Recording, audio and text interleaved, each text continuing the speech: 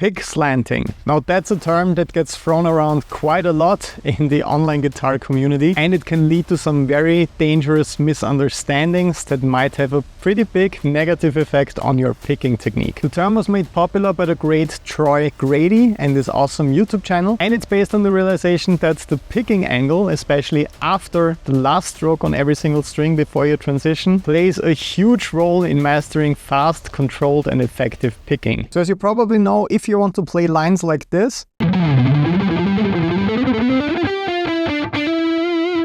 you have to figure out which picking angle to use after the last note on every string. So for the first 3 notes that I played, I have a downstroke right here, and after that downstroke, I have to play an upstroke on the next string. And it plays a huge difference if my pick is facing in this direction or if I turn around the angle and it's facing in this direction. Because if I use this picking angle, I get stuck in between the E and A strings right here. But if I use this picking angle, I'm essentially in the air and in the perfect position for the upstroke on the next string. I talked about the basic mechanics of this in quite a lot of videos over the last couple of years, but there's something I just recently observed when I looked at student videos of my guitar students on patreon.com/burned. When students in my guitar academy work on this for the very first time, they tend to really over-exaggerate those movements, and that can lead to a very, very ineffective kind of bouncing movement where you twist your wrist back and forth in very uncomfortable ways. And while students are often technically using the right angle for the string transitions when they practice this way, they hit a wall when it comes to building speed quite fast because they are practicing these movements like this.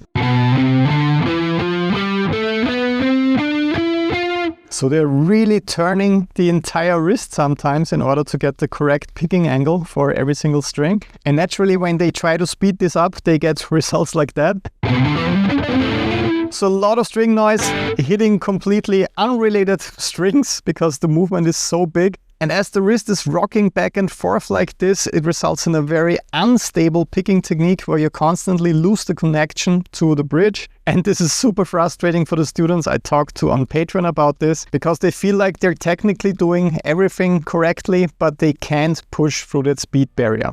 So my friends, to help you out with this as much as I possibly can, I have some great exercises for you in today's video that are especially aimed at those tricky string transitions and on developing that perfect transitioning approach that doesn't get you this crazy bouncing movement. So let's check out exercise number 1 right away.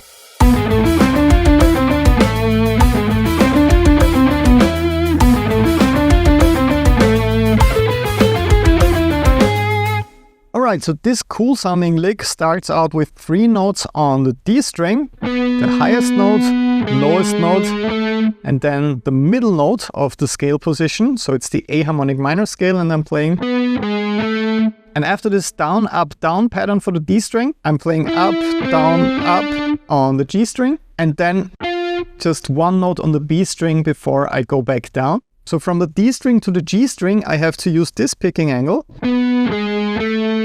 so that I don't get stuck between the strings. I want to avoid anything that moves the pick inside the guitar, so in between the strings after the downstroke on the D string. So I have to lift my wrist just a little bit like this for the first string transition.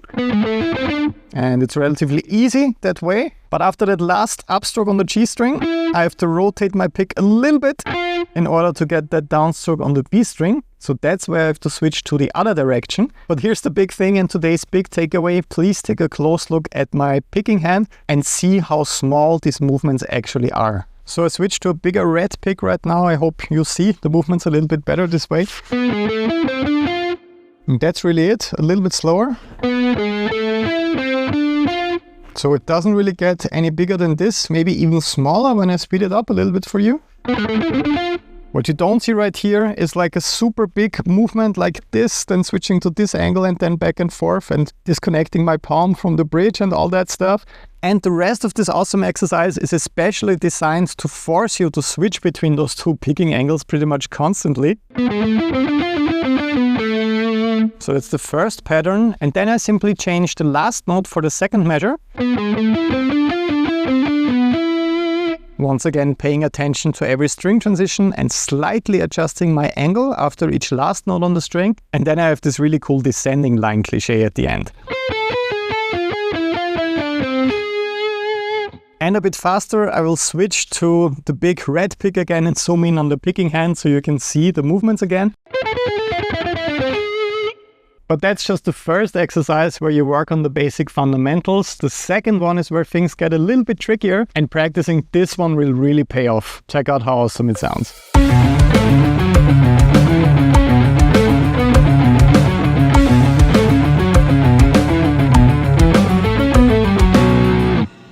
Alright, now we're introducing string skipping. So I played the first note on the D string and then continued on the low E string. So I'm skipping the A string, downstroke on the D string, on the low E string, and then back to a downstroke on the D string. So those notes are very crucial in the exercise because I need this kind of picking angle for the note on the D string so that I don't get stuck in between the strings. So not that kind of angle, this one right here. But after that last upstroke on the low E string, I have to switch to the other direction like this in order to get back to the D string with the downstroke. So here's how that movement looks like, very over-exaggerated, just so that you understand what's happening. But let's zoom in again and check out how this looks like in a practical context with the big red pick. So although I have to perform these big jumps with my string skipping, you won't see me doing this. There's simply a slight adjustment right after the stroke so that I reach the notes on the other strings. So right here, after this note, I'm escaping like that for the first transition. And after that upstroke right here, I'm escaping like this so that I get to the note on the D string.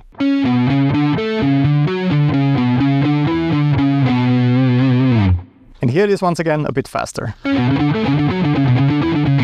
Now after those two exercises, this is where things get really interesting. I have two more to show you that will have a big effect on your picking technique for sure when it comes to those transitions. Before we go into them, I just wanted you to know that all this is just a very small basic preview of what awaits you in the brand new string crossing mastery package that I just uploaded in my online guitar academy on patreon.com/burned. Because this one doesn't only come with downloadable practice files for all of these exercises, it also comes with a brand new 10-minute daily workout with a very special focus on those pickslanting and string transitioning techniques to save you from the headache of picking the best exercises and then practicing them by yourself, not really knowing if what you're doing is truly effective or not. I want you to get the absolute most out of your practice routine without wasting any time. So I made this special 10-minute workout with the best possible exercises that you can just click on every single day and we will practice it together. You can mimic what you see on screen and that's much more effective than just doing all this by yourself. And let's be honest, it's also much more fun. So if you're actually serious about making progress, it's a no-brainer. Just click the link down below, patreon.com/burned. Once you join over there as a member, you get free access to the brand new string crossing mastery package. And this is what you've always been looking for when it comes to transforming your picking technique. But now to give you even more of a preview for free, let's check out the third exercise.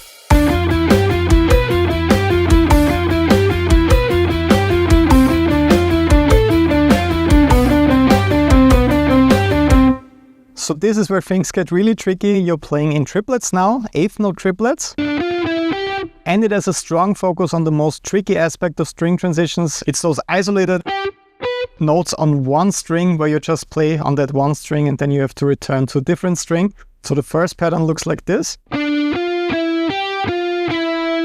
So you have that first escape movement with the downstroke on a lower string leading to an upstroke on the higher string.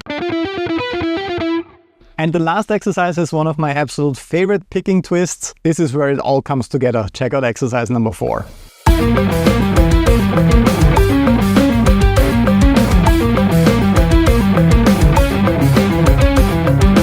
So to switch things up, this one is in 7/8 and based on diminished arpeggios to get a really progressive, cool sound. Sounds very, very nice. And the picking twist that this is based on that I really like is often just picking one note per string with alternate picking, which essentially means that after every single note you have to perform a different escape movement. If you just look at those first 3 notes that I'm playing, it's a downstroke on the G string, an upstroke on the D string, and then a downstroke on the A string. Along with those 3 notes, I have to transition awkwardly after every single stroke. So if I really exaggerate it just for you to see, it looks like this. That's what I technically have to do in order to escape between the strings, but let me show you how it looks like in a practical context. That's all I really do. I'm aware of those transitions, but they're very, very small. But even with these small movements, it really helps me to know that I have to slightly adjust my picking in order to play this pattern very fast. All right, my friend, you know what time it is. If you really want to get better at this, and if you want to eliminate this super annoying frustration once and for all, and feel the amazing feeling of perfectly controlled picking at any tempo, you have to do more than just watch a YouTube video. You have to get to work. And in order to actually make this fun for you, I put together this brand new practice package that you will love. All you have to do is to click the link down below, patreon.com/bernd. Download your practice files and the brand new string crossing workout. And after just a couple of days of practicing this, I promise you will see some awesome results. So have a lot of fun with this. Click the link down below. I'm waiting for you on Patreon. Until then, have an awesome day. Greetings from Los Angeles and bye-bye.